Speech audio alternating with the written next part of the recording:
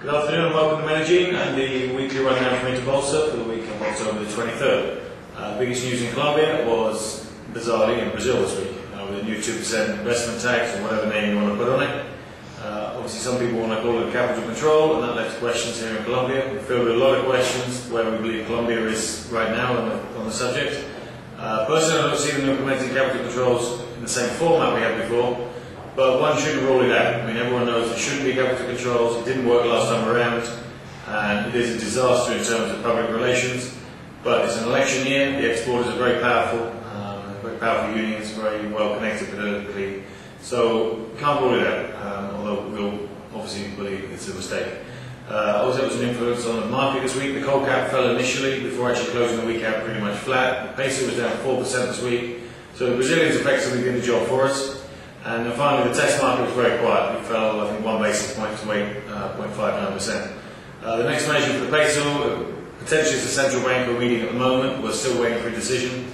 We expect them to cut 50 basis points to 3.5%. We think there's room, inflation will allow it, and obviously it wouldn't do any harm for the peso given the current circumstances. In macro data, we had industrial production out for August, down 3.3%. But along with retail sales, which were down 0.9%, they're both showing a recovery. It's slower than one would want, but things are improving. Finally, we had construction licenses for the same month of August, down just 1.8%. We've been getting very comfortable with figures that are down 20% year on year, so this is a big improvement. Big driver of this appears to be the government's mortgage subsidy scheme, because that's geared towards low-cost housing, and indeed it's low-cost housing where most of the construction licenses have been applied for. The 2010 budget was agreed earlier in the week, so weeks or months ahead of normal, so that's out of the way, that's good. Politics has been very quiet. Some talk today about the Constitutional Court or the justices not discussing the matter until early 2010. So if they don't discuss a referendum until early 2010, we're going to run into a very small window actually to carry out the process. Looking through the corporate news, Argos reported numbers today, Friday. They look pretty good, although the net income number is negative, and we need more information on that. We've got the conference call in a week's time. Ecopetrol reported numbers year on year, obviously weaker due to the oil price, but as expected, they still seem on track for their 2015 goals. Inversiones confirmed that they sold down their positions to Americana from 11.3% to 3.4%. We downgraded the stock for sell. It's had a tremendous run over the last month, and just on valuations downgraded.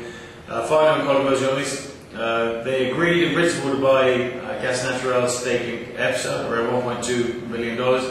But now it's like a syndicate of businesses and corporations from Cali may well bid against them, so we'll have to see what happens on that situation. Isahen, now, Inversiones, if they would buy EPSA, it would make buying Isahen a little more complicated, or indeed a lot more complicated. The Finance Minister Zulu said yesterday that Isahen will go ahead this year, they want to get it sold. There's a lot of talk about EPM getting involved, which is a utility company here in Medellin. It's complicated because if they buy the whole thing, they go over the 25% threshold for generation. But there seems to be some effort to shoehorn EPM into this deal, and we'll have to wait on details for that. ETV's partner in the cell phone business, Millicom, have expressed some interest publicly of maybe becoming a strategic partner for the overall group. We'll have to see. Obviously, that had a positive effect on ETV today on Friday. Finally, Greystar Resources joined Pacific Rubiales. They too want to list in the local stock exchange, which will be a boon because the pension funds here were growing 22.5% year on year. They really need more places to put their money right now.